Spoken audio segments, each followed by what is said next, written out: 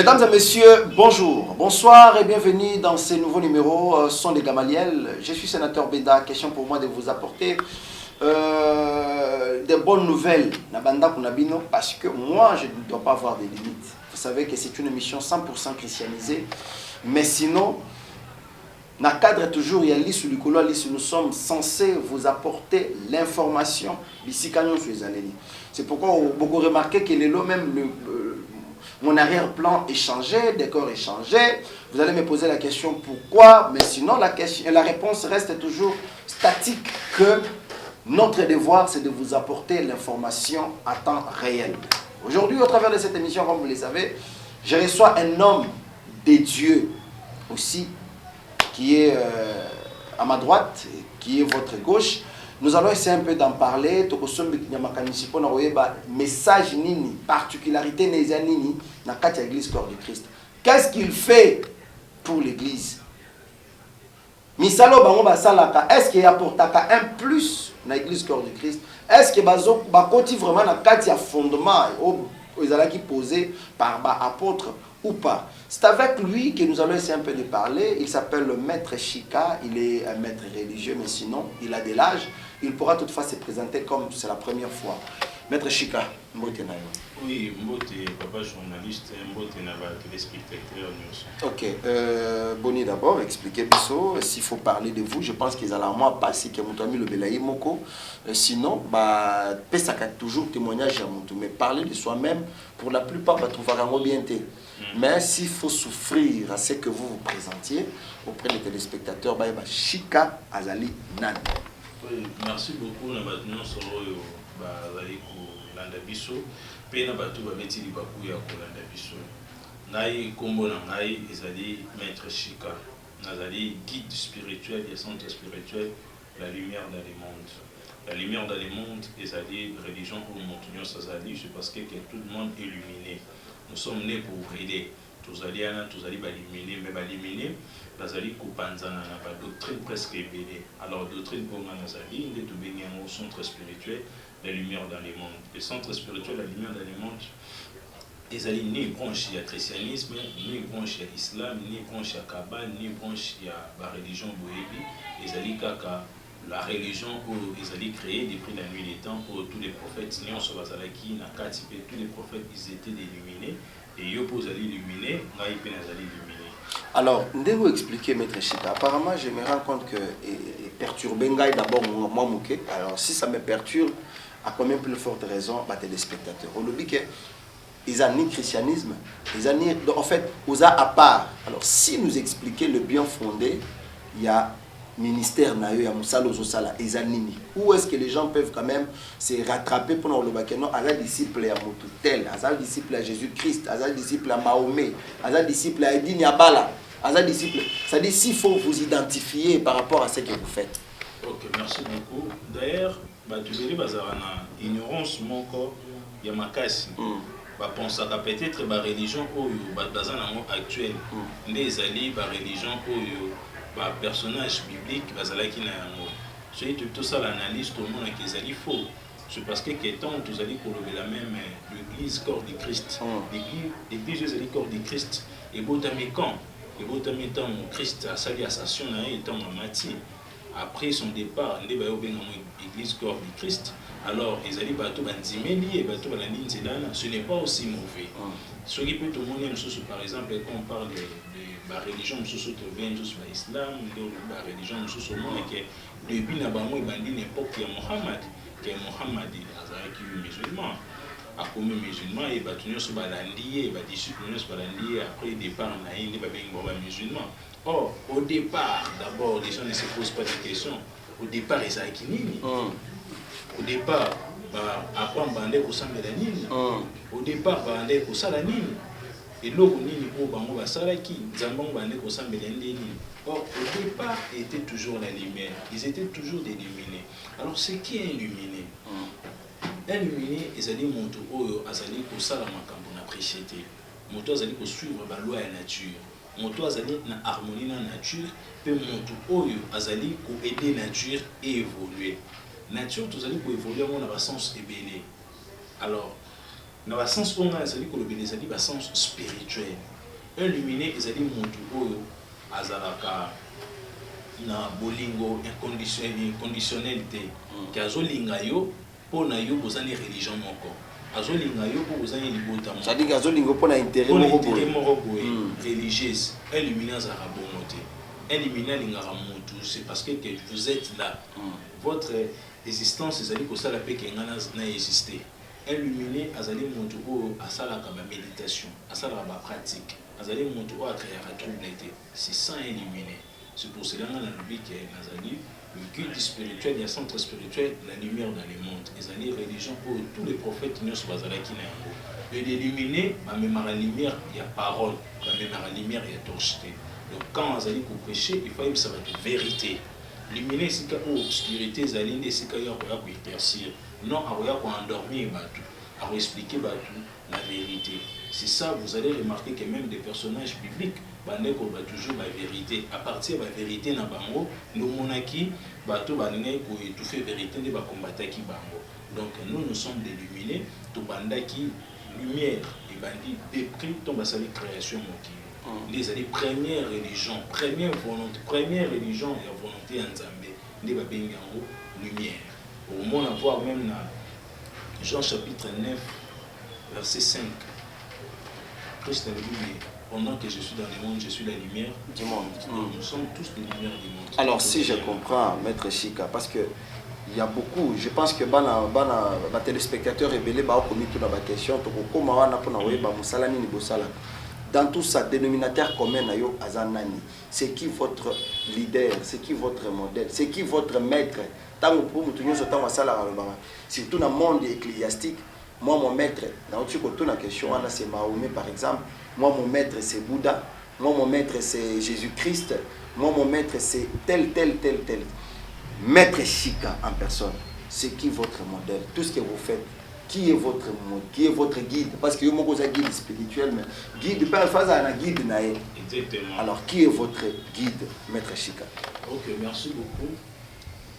Avant de la question, on a répondre na mécanisme socio bisoto si la même na confusion na mokili bato belé ba konsaka kenzamba za non d'abord na non proprement ko o ezali vraiment kaka kombo na ye soko belé na kombo ananda koyoka o kombo mususu oyoka oui Yoshua Amashia oui le Dieu créateur ba kombo ezamo ebelé et pas ba le rwanda le bien et pas ba juif et pas na ba kombo ya nzambe ezali Yahweh, ils allaient YHWH et pas na sauf qu'il n'y a pas de musulmans, vous allez remarquer que il n'y a pas de Nzambé pour dédier Congo na Isali Allah.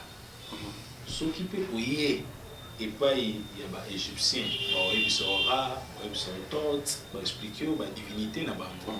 Ce qui peut ouiller pas les Grecs, au moins na bango peut baser na divinité na bango baser pour expliquer. Ce qui peut y aller en Congo, tous allez payer à Congo et en Zambie pour les vibrer par rapport à l'ethnique pour tous allez naïma. Biso, tout sambela Nzakomba. Nzakomba c'est le nom propre. Il y a créateur Oyo. Abimela qui va ancêtre na biso pas pesa qui va sambela na Congo. Nzakomba ndenge Nzakomba eza côté ya ba nani ba ngala, je crois côté ba Équateur. Il y a un nom le bâti. Donc batetela babengaka onyasho baluba babengaka chimankinda maweja tout ça ba côté mususpect na epa pe ba ndeko na biso ba Congo na Congo central baza pe na kombo ba benga epundu lendu donc azana ba baswani ba benga mungu exactement donc azana ba kombo presque ebele chaque nation pe tribu azo attribution belé selon façon na bango oui exactement alors cela déjà prouve directement que azana non vraiment exacté autre que benga c'est parce que azali omniscient omnipotent omniprésent il est partout à tout moment donc ce qui est partout à tout moment c'est lui là directement c'est mon guide d'abord par rapport à des questions pour répondre donc et pas nga iso tuninga nzambe na okombone nani no ebisayo Yahweh te, non ebiso alate, non ebiso obédiété en français, mais non ebiso et pas nangai na croire na Nzakomba. Pourquoi kana Nzakomba? Mais là ça devient compliqué. Non, ça ne devient pas compliqué. Là, ça devient compliqué parce que si vous dites que non, si vous partez à Mboka Misusu, na ba ethnie Misusu, awa so tuni mutu. Nzamba zanani ho azayawe. Mais quand vous dites que vous vous appropriez seulement dans Zakomba, c'est le Dieu au biso toyebi, il y a grande ou bien Dieu il y a petit D, Dieu il y a mokili. Dieu, même Dieu il y a minuscule, même Dieu il y a majuscule, c'est toujours le Dieu. C'est parce que même sur l'état, Exode chapitre 7 verset 1, va je te fais Dieu devant Pharaon. Dieu au comment on est Dieu a minuscule. C'était par rapport à l'incarnation, mais peu importe, par rapport à la question de le bien. Donc, il y a un moment où on a le rôle à bien prouver la biso mon robot. Les alliés et l'eau tout en faire. Comment ça en faire à partir Comment ça si quelqu'un s'est particularisé de Dieu à l'objet que Nzambe nangai. C'est parce que mon pas tout le problème est que pour un Nzamba za Nzambe, il faut bien aller en français. Tout soit Fabien Gaïna qui est vrai, ou soit Fabien Gaïna qui est arabe. C'est ça les mains les autres côtés à partir. Ils ont dépendre de la croyance, il y a mon oui, exactement, exactement. Il y a moi dans la zone le pape. C'est qu'on a croyance nangai. La croyance nangai quand la réponse au la croyance nangai, puis la croyance à tous les illuminés, à chaque tribune sur être azali ko botama. Na kati ya tradition na yo a botami ou bien na kati ya village na bango, non vibratoire ko ya okuta. Ye wana ndenzambe wana. Donc ce que vous avez dit, mais Mungala, donc on a dit courant il y a grand Équateur. Donc tant que une attribution de puisque Kenza combat on est comme les alliés des dieux à les créateurs de toutes choses. Donc là il faut se poster devant nous. Pendant que les gens cherchent leur salut dans le Seigneur Jésus-Christ, qui est ce qui a été crucifié sur la croix, à Bakami ne kulu supona masumu na biso, mais bino ozo tinti kabato bakende ko gumba mela aulenkumu. Vous ne voyez pas que Ochabato n'a moi alors, d'après vous, pour nous, on n'a pas posé la question. Nous avons besoin de nos propres. Au moins, c'est parce que non, on a surtout pour moi, la langue, on a surtout pour et par rapport à l'évolution. La Bible dit oui. Dans les cieux, sur la terre et sous la terre, hein, il n'y a aucun nom qui dépasse le nom de Jésus-Christ. Que tout genou fléchisse en son nom. Ok. Maintenant, on va toujours tomber dans les grandes erreurs. Pourquoi? Aujourd'hui, vous appelez Yoshua Jésus-Christ. Est-ce que savez-vous très bien que dès son vivant, il n'était pas français? Comment n'est pas samaki? Na hébreu, c'est parce que Luc même a commencé c'était en Luc même tapé cet évangile, on attend mon mari a eu une révélation il y a Gabriel. Gabriel a reçu un mari, or ange ou esprit a sorana muntu lango kakoyoka. Yango monita munzamba bimene ancêtre na biso, apesa ki bango kombo na ye na monoko bakoko na biso bayoka, apesa bango kombo na ngai ezali nza kombo lenkumu. Tant que pas bimeli Moïse est solo ba hébreu, et c'est comme on a ezali je suis. Tant que pas bimeli Abraham, et c'est comme on a ezali El Shaddai. Ezali par rapport il y a côté aux ali na lango solo ba nzamba kopesa yo comme on a na sens wana. Donc azali sikoyo kombo Jésus-Christ tikalo kangote. Si tu habites comment Jésus-Christ, on va aussi remarquer que même comme tu as Christ, des sons vivants, ils ont qui Yoshua. Mais tant qu'on va traduire, les gens va traduire en gros et comme Jésus-Christ. C'est parce que dans l'alphabet hébraïque, lettre J existe raté. J est raté, ça Y. Lettre J existe raté. Mais il n'y a pas de latin, il n'y a pas de romain. Dès que la lettre J existe, nous avons remplacé ce Y wana na J. Pour la prononciation, nous avons la facilité. Mais or, ce qui est tout en ancienne doctrine, c'est qu'il faut tout sembler sous Christ. Il faut tout sembler au nom de Yoshua Mashiach. Donc cela veut dire que ce qui est tout en matière vous allez physique, tu comprends même les écritures. Il y a un moment où il va y faire à partir de wana. Donc vous allez pour se distraire dans le nom. Nous avons tant que Christ, après l'Équateur, c'est parce qu'il était partout. Babengaki Mobikis. Babengaki Mobikis.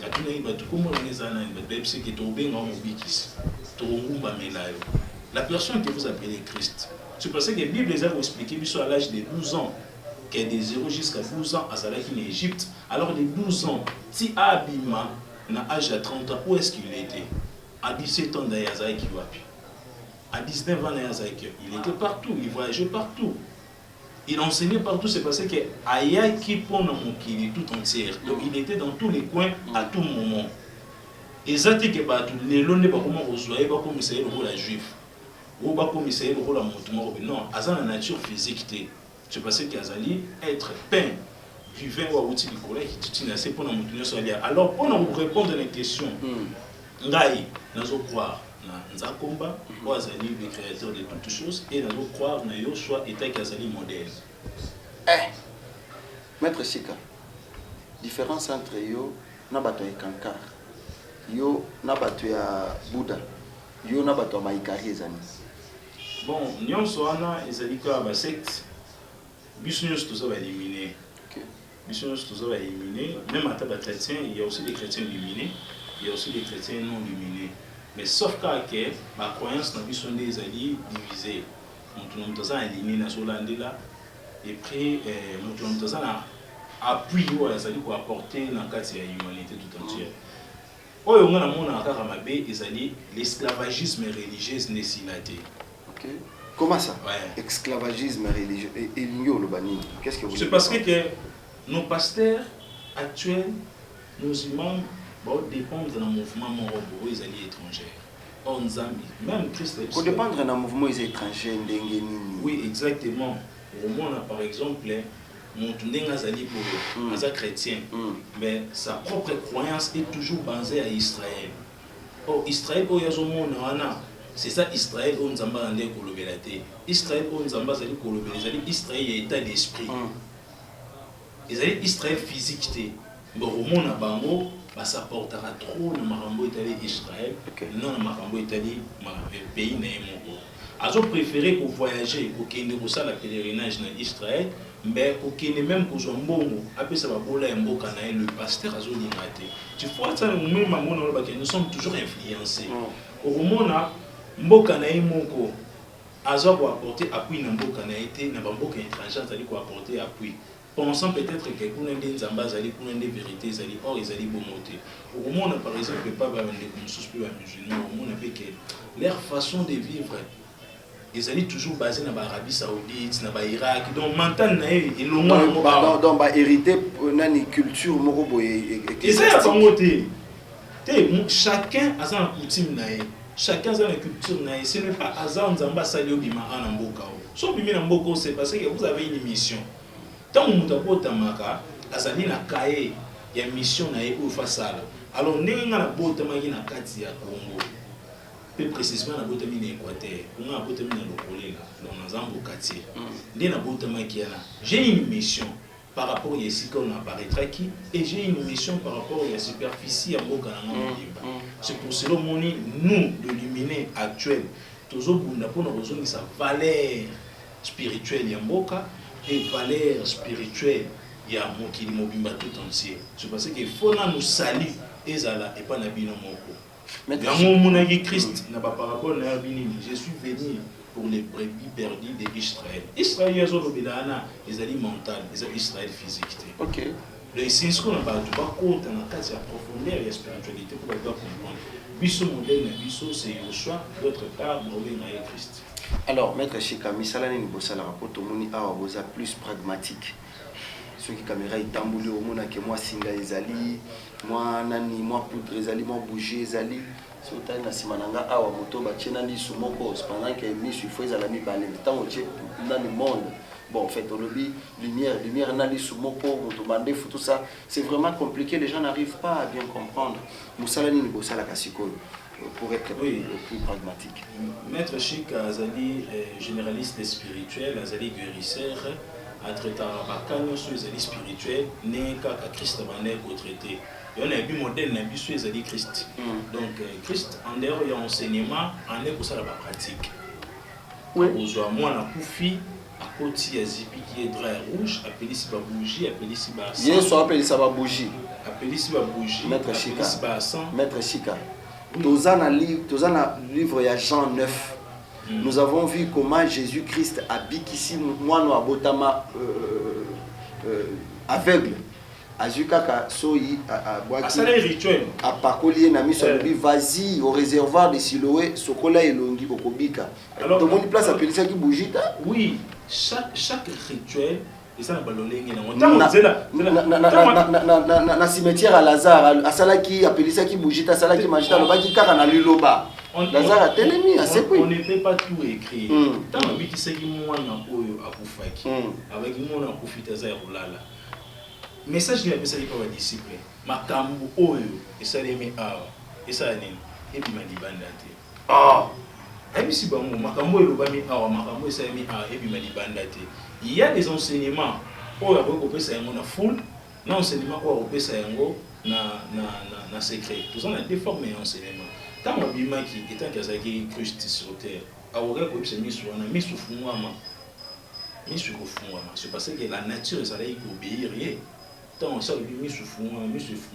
Alors pourquoi ça les cérémonie on va solinae ko boaka yango na se pe ko balola yango na potopoto ko tia yango na miso moto pe ko tina moto na siloya alors ce qu'il faut que ba siloya ezali nini pourquoi tindaki ka kuna ki osukola miso tout ça bon kuna na moni aussi raison et bon quand kakaneti ya Bartimée asimbi ka na miso motabiki oui. Méthode ici, comment on a technique de guérison. La technique de guérison c'est belé. Tout le monde a été pas pasteur à ça là en autre. Pasteur au basa là. Donc on va pasteur va bien on va conduite, c'est-à-dire c'est là tout moi mai na ko sambelela yango. C'est pas ça là, mais bon ton ba que tout ça la croisade des miracles. Kende za ba za la guérir, bozo ba photo na bino ba problème na bino nyos boza na ngo ya na yango. Et cette technique là est spirituelle, mais on peut pas écrire ça comme ça. Et c'est là qui enseignement moko à mettre en œuvre pour ça yango oral au koloba ke tant ba disciple ne ba ki ko bi ki sa mutali boma et que ton ba si so bi ki sa mutali boma ba zoni pa ne ba bisi to ti ko bi ki sa mutali boma na ba bi ki ba set ba miracle ay si bon muto azana sima na bino azani ba mon le même fou o bango ba loba ya biki et le même fou ana azaka dans la condition ana ay c'est bon ni il y a d'autres rituels ou d'autres démons sous ba bengana ba on parlait de la prière et na ba gêne. Donc on est commis technique à niveau de la spiritualité. Donc maître Chika, quand il y a des bougies ici, il y a des sang. C'est parce que chaque problème, ils ont une forme dans mon autre retraité. Mon tour azali na mari de nuit, na mon tour azali kobela par exemple ni au cacao spirituel. Traitement na nous est différent. Nous tous aussi senga mutani au cacao, ils aussi peut-être comme lycée maï pour ni au cacao allait disparaître, comme lycée peut-être maï océan, pour maï pèse belé. Nzambe asala maramna azate asali ba fleuve asali ba rivière asali ba mer na ba océan à chaque couche nyonso ba mai esali nyonso eza mai mais ba goût na ngo eza différent et ba nature na ngo eza différent au moins la nature il y a océan Atlantique na mer Méditerranée eza ndenge morote. Donc à chaque rivière à chaque nyonso ba mai nyonso il y a des puissances eza na kati. Alors chaque puissance wana eza na ba loi o eza bien établi yango moniteur Nzambe asali alliance na Moïse pour na Moïse ala kisaki Nzambe ala kisaki non nazali Nzambe ya mibeko Nzambe apesa ki 12 et 10 lois.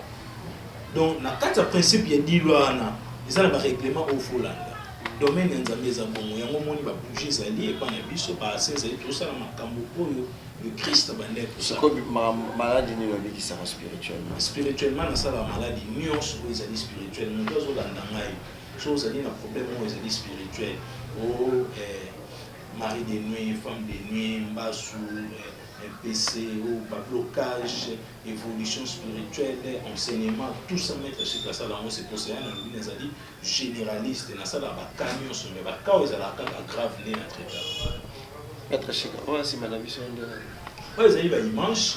Derrière le dimanche, ils ont fils de Dieu. Je pensais que Mouki n'a pas... Il y a des maîtres là. Il y a des maîtres. Théo, ils ont dit il mange à être suprême pour nous quitter, on a la voyage à stade pour nous rejoindre enseignement. Donc, le forme pour être abîmé là, qui n'a forme pour... On a dit ce mot. Oui. Maître Chika, émission ici. Laisse un numéro de téléphone. Je pense que tu m'as remboursé de l'air au mais en tout cas, pardon, émission ici, Lina Noire. Je pense que vous revenir en tout cas trop incessamment pour que tu me un peu côté ce qu'on a besoin de, parce qu'il faut comprendre ma cambozoloba. Et c'est très important aussi. Nous ne pouvons pas toujours dire que nos bino boza pour nos musica, bah pasteur, bah église, non. Il faut donner parole à tout le monde. C'est ça l'objectif de notre mission. Merci beaucoup. Nous sommes des Gamaliels. Numéro de téléphone. Numéro de téléphone est à plus 243 89 63 62 367. Plus 243 89 63 62 367. On est allé numéro, il y a Maître Chika et Métatron. Alors, l'activité, il y a toujours. Bon, ce Moutabengi, nous avons mais juste des photos sur un programme pour nous. Mais pour l'instant, vraiment, programme exact, c'est parce que chaque jour, je travaille ces derniers temps. Merci beaucoup, Maître Chika. Merci à vous, mesdames et messieurs. Restez branchés sur Tokobia Télévision. L'émission sont des Gamaliels fait son travail. Ne nous tenez vraiment pas trop rigueur parce que au moins émission parce qu'il faut réservez-nous des questions parce que tout prochainement nous allons les recevoir avec toutes vos questions pour que tout le monde étaler en gros pour développer ma cannabis. J'ai dit grand merci à Maître Chika pour la disponibilité. Merci à Fiston Boro qui m'a accompagné, caméraman des gars. Merci également à mon réalisateur Manix Kimbolo. Cette émission est sous la direction, la coordination de l'honorable Eliezer Tamapochi Sharma. Retrouvez mon prochain numéro avec un autre invité.